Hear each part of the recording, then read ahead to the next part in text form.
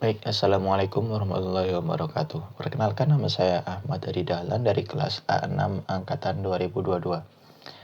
Di sini saya diberi tugas untuk menjelaskan tentang pengertian manajemen tenaga pendidik dan kependidikan.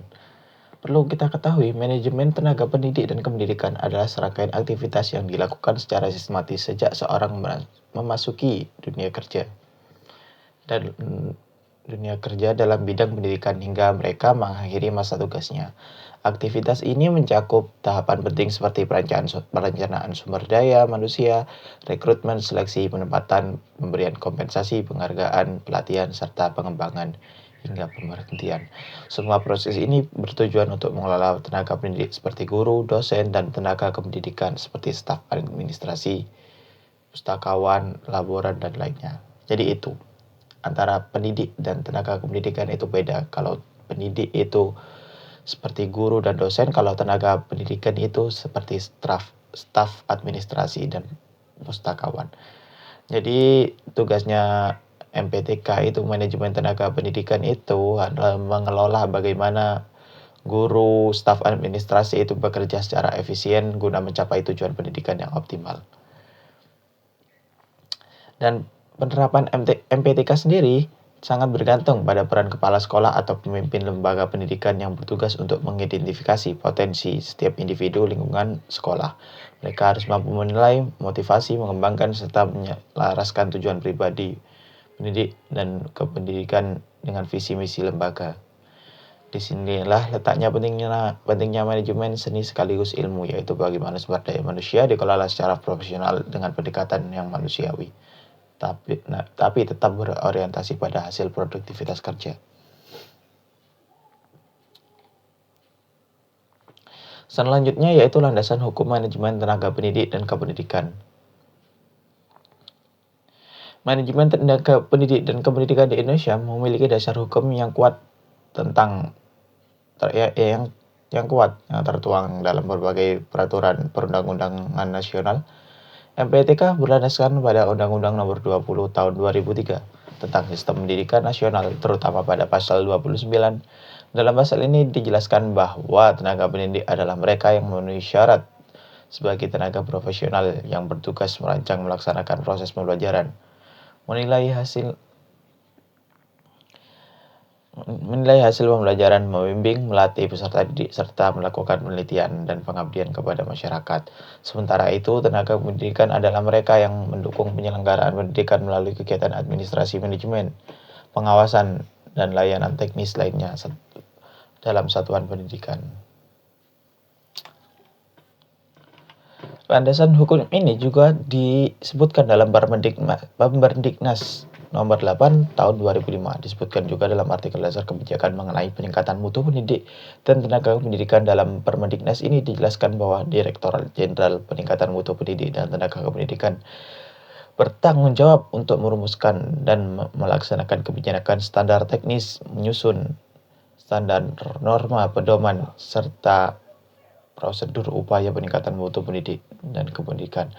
Berdasarkan berbagai landasan hukum tersebut, dapat disimpulkan bahwa MPTK bukan hanya sekedar kegiatan administratif, melainkan merupakan kewajiban legal dan sistemik harus dilakukan setiap lembaga pendidik. Tujuan utamanya adalah memastikan bahwa setiap pendidik dan tenaga kependidikan yang berada dalam sistem pendidikan nasional benar-benar mampu dalam menjalankan tugasnya secara profesional dan bertanggung jawab dalam rangka meningkatkan mutu pendidikan di Indonesia.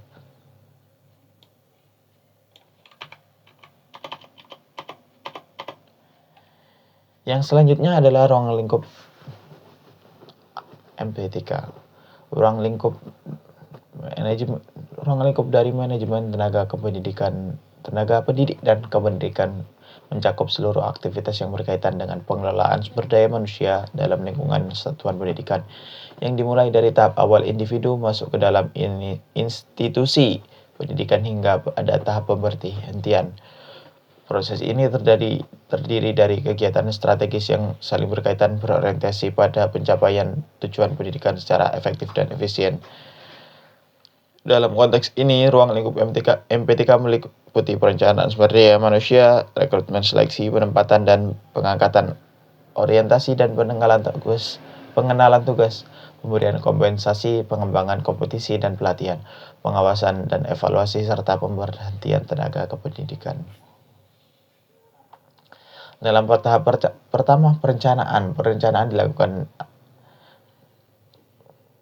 Dalam perencanaan dilakukan analisis kebutuhan tenaga kerja, analisis jabatan, serta analisis beban kerja yang bertujuan untuk memastikan setiap posisi lembaga pendidikan diisi oleh individu yang memiliki potensi yang tepat.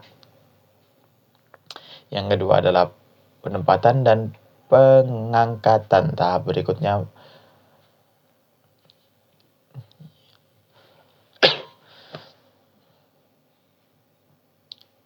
yang dimana tenaga pendidik dan kependidikan ditempatkan sesuai dengan latar belakang pendidikan, pengalaman kerja, dan bidang keahliannya. Setelah itu dilakukan orientasi terhadap pegawai baru untuk mengenalkan lingkungan kerja, budaya organisasi, serta tugas-tugas yang akan diemban. Yang ketiga adalah pengawasan dan evaluasi. Tahapan terakhir di ruang lingkup MPTK adalah pengawasan dan evaluasi yang dilakukan untuk mengatur efektivitas kerja tenaga pendidik dan kependidikan, serta memberikan dasar bagi pengambilan keputusan selanjutnya. Yang selanjutnya adalah fungsi MPTK. Fungsi utama dari manajemen tenaga pendidik dan kependidikan adalah untuk mengelola seluruh proses yang berkaitan dengan sumber daya manusia di satuan pendidik, sejak tahap perekrutan hingga pemberhentian.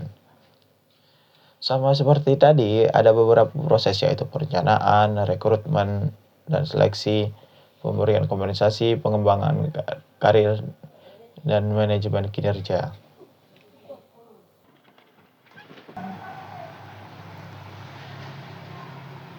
Yang selanjutnya adalah prinsip demokrasi. Prinsip demokrasi dalam MPTK mencerminkan pentingnya partisipasi aktif dari seluruh elemen yang terlibat di dunia pendidikan. Jadi tidak hanya satu manajer seperti kepala sekolah yang bersifat otoriter. Jadi MTK itu menganut prinsip demokrasi. Yang selanjutnya, the right man on the right place. Salah satu prinsip yang dapat meningkatkan mutu MPTK adalah yaitu the right man on the right place. Jadi kita harus menempatkan seorang yang ahli dalam bidangnya. Biasanya prinsip ini diterapkan pada saat rekrutmen. Yang selanjutnya adalah equal pay for equal work. Jadi kita harus, sebagai manajer, kita harus membayar orang bekerja sekeras apa, kita harus bayar dengan gaji yang sesuai.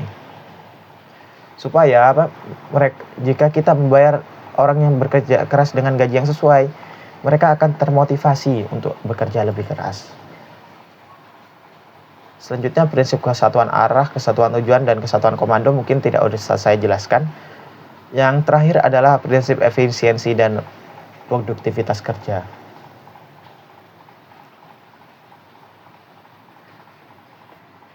Nah, setiap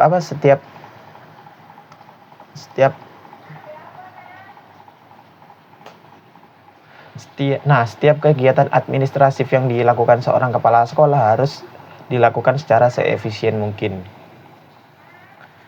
Sehingga besar kemungkinan terjadi peningkatan kualitas. Jika semakin efisien, mungkin peningkatan kualitas akan semakin besar. Selanjutnya yaitu prosedur pelaksanaan MPTK. Dalam prosedur itu ada beberapa hal yang dilakukan, ada 6. Yang pertama ada perencanaan, perekrutan, penempatan kerja, kompensasi, pembinaan, dan pengembangan, serta evaluasi. Nah, yang pertama adalah perencanaan. Perencanaan ini ya seperti hal-hal umum yang ada di kegiatan manajemen lainnya, seperti menyusun strategi, mempersiapkan kebutuhan sumber daya manusia di lingkungan pendidikan, melihat potensi orang yang akan direkrut. Nah, seperti itu. Perekrutan juga sama.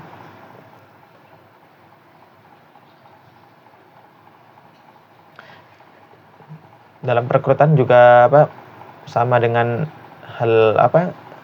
sama dengan prosedur-prosedur manajemen yang lainnya. Bisa melalui lamaran, seleksi administratif, wawancara, hingga pengangkatan resmi. Yang selanjutnya adalah penempatan kerja.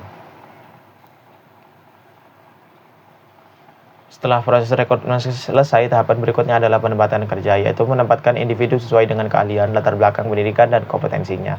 Penempatan ini harus selaras dengan prinsip profesionalisme. Yang keempat, kompensasi, yaitu bentuk penghargaan yang diberikan kepada pendidik dan tenaga pendidikan atas kontribusi mereka terhadap institusi pendidikan.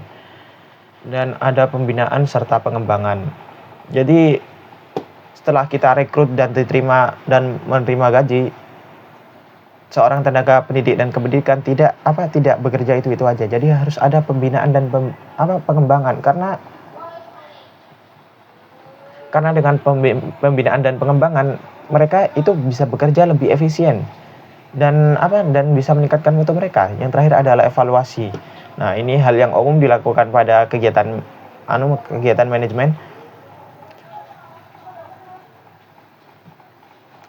Evaluasi yaitu untuk dasar pengambilan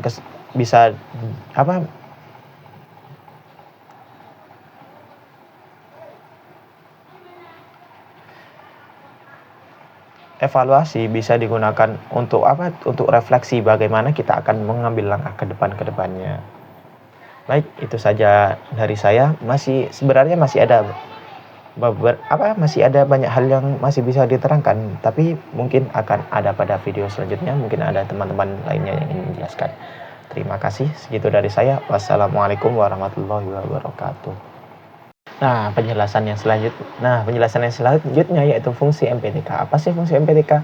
Fungsi utama dari manajemen tenaga pendidikan dan kependidikan adalah untuk mengelola seluruh proses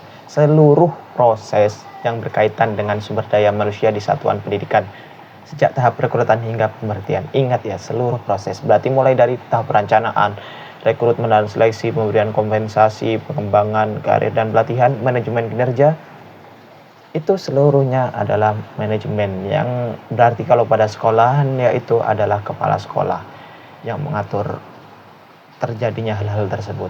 Dalam fungsi MPTK fungsi yang pertama yaitu perencanaan. Dalam fungsi perencanaan seperti fungsi manajemen dasar lainnya, yaitu bertujuan untuk memastikan ketersediaan tenaga pendidik dan kependidikan yang sesuai dengan kebutuhan lembaga, baik secara kualitas maupun kuantitas. Perencanaan ini tidak hanya untuk mempertimbangkan jumlah guru, tapi juga menyangkut penguasaan kompetensi, distribusi wilayah kerja, dan proyeksi kebutuhan jangka panjang.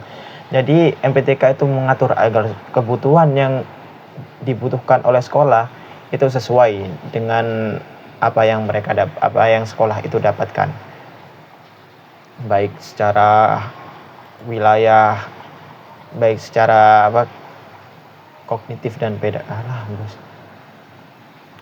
Yang kedua yaitu rekrutmen dan seleksi. Fungsi rekrutmen dan seleksi bertujuan untuk mendapatkan tenaga kerja yang kompeten sesuai dengan tuntutan jabatan yang tersedia. Proses ini harus didasarkan pada prinsip transparansi, objektivitas, dan keadilan agar memperoleh calon guru kependidikan terbaik dapat menunjang mutu pendidikan. Jadi jika ingin sebuah sekolah itu maju, kita harus melakukan transparansi, di mana kita melakukan perekrutan secara terang-terangan. Jadi kita tunjukkan kebutuhan apa saja dan juga keunggulan apa saja dari orang-orang yang kita rekrut. Jadi baru mutu pendidikan di sekolah kita itu baru bisa naik. Nggak pakai orang dalam lah intinya. Yang ketiga adalah pemberian kompensasi. Fungsi kompensasi berperan penting dalam menjaga motivasi dan kesejahteraan tenaga pendidik. Kompensasi dapat berupa gaji, tunjangan insentif atau dalam bentuk penghargaan lainnya yang dapat bertujuan untuk meningkatkan produktivitas kerja. Nah, untuk apa sih pemberian kompensasi? Kompensasi atau gaji yang sering diterima itu bertujuan untuk meningkatkan produktivitas kerja. Misalkan seorang guru mendapatkan sebuah gaji yang sesuai atau gaji yang layak, dia akan berusaha untuk meningkatkan mutu dirinya, entah dengan melakukan pelatihan sendiri atau dengan yang lain-lain. Yang keempat yaitu pengembangan karir dan pelatihan. Fungsi pengembangan karir adalah untuk meningkatkan kapasitas kompetensi tenaga pendidik dan mampu menyesuaikan diri dengan pengembangan teknologi. Mengingat perkembangan teknologi yang begitu cepat dan tidak terukur, jadi pengembangan karir dan pelatihan itu harus dilakukan terus-menerus. Nah, ada sebuah saran yang bisa dilakukan untuk tiap kepala sekolah. Misalkan kepala sekolah merekrut ahli kurikulum atau ahli administrasi serta media pembelajaran, dan satu orang tersebut bisa menjadi konsultan bagi seorang guru untuk membuat pembelajarannya semakin menarik serta membantu guru dalam melakukan administrasi tersebut. Itu akan jauh lebih efektif daripada melakukan pelatihan-pelatihan yang kebanyakan dalam pelatihan tersebut hanya sedikit yang berhasil. Misal dalam 10 guru hanya beberapa guru yang dapat mengambil kesimpulan dari pelatihan tersebut. Jadi begitu. Lebih baik kepala sekolah merekrut seorang yang emang ahli dalam bidang misalnya media pembelajaran. Kan sekarang AI semakin canggih dan media harus lebih impresif gitu, bisa menggunakan AR dan 3D VR gitu, bisa menggunakan AI. Jadi mending kita rekrut seorang yang ahli di bidangnya untuk membantu guru-guru lain, jadi sebagai konsultan media pembelajaran sekaligus konsultan administrasi pembelajaran. Yang kelima yaitu manajemen kinerja. Salah satu fungsi penting lainnya yaitu manajemen kinerja, yaitu proses evaluasi sistematis terhadap kontribusi individu terhadap pencapaian tujuan lembaga pendidikan. Yang selanjutnya adalah prinsip penerapan MTTK. Pelaksanaan MTTK sebagai bagian dari manajemen MTTK sendiri perlu berdasarkan prinsip-prinsip yang kuat, seperti prinsip kemanusiaan, prinsip demokrasi, prinsip the right man on the right place, prinsip equal pay for equal work, prinsip kesatuan arah, kesatuan tujuan, kesatuan komando, prinsip efisiensi dan produktivitas kerja.